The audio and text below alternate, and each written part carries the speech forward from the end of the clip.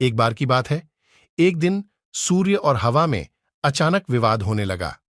दोनों इस बात पर बहस करने लगे कि उन दोनों में सबसे अधिक शक्तिशाली कौन है। वायु बड़ी ही घमंडी और जिद्दी स्वभाव की थी। उसे अपनी शक्ति पर बड़ा ही गुरूर था। उसका मानना था कि वह अगर तेज गति से बहने लगे तो बड़े बड़े पेड़ों को उखाड़ सकती है। उसमें मौजूद आर्द्रता नदियों और झीलों के पानी को भी जमा सकती है। अपने इसी घमंड के चलते वायु ने सूर्य से बहस करते हुए कहा, मैं तुमसे ज्यादा शक्तिशाली हूं।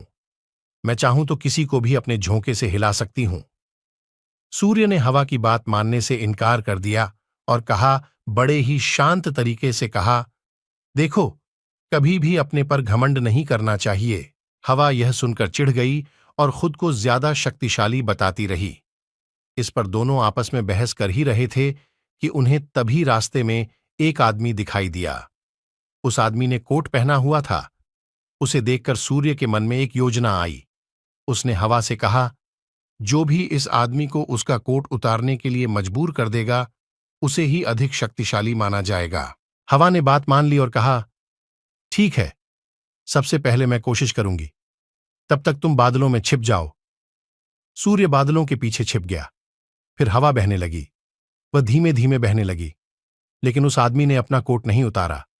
फिर वह तेजी से बहने लगी। हवा तेज होने की वजह से उस आदमी को ठंड लगने लगी और उसने अपने कोट से शरीर को अच्छे से लपेट लिया। बहुत देर तक ठंडी और तेज हवा बहती रही, लेकिन उस आदमी ने अपना कोट नहीं उतारा। अंत में हवा थककर शांत हो गई। इसके बाद सूर्य की बारी आई। वह बादलों से बाहर निकला और हल्की धूप करके चमकने लगा।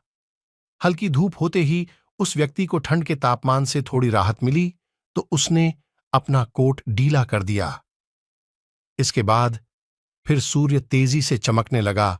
हल्की धूप होते ही उस व्यक्ति को ठंड के तापमान से थोड़ी राहत मिली, तो उसने अपना कोट ढीला कर दिया। इसके बाद फिर सूर्य तेजी से चमकने लगा और तेज धूप निकल गई। तेज धूप होते ही आदमी को गर्मी लगने लगी और उसने अपना कोट उतार दिया। जब हवा ने यह देखा तो वह खुद पर शर्मिंदा होने लगी और उसने सूर्य के सामने अपनी हार मान ली। इस तरह घमंडी वायु का अहंकार भी टूट गया। कहानी से सीख, खुद की योग्यता व ताकत पर कभी घमंड नहीं करना चाहिए, क्योंकि घमंड करने वालों की कभी जीत नहीं होती है।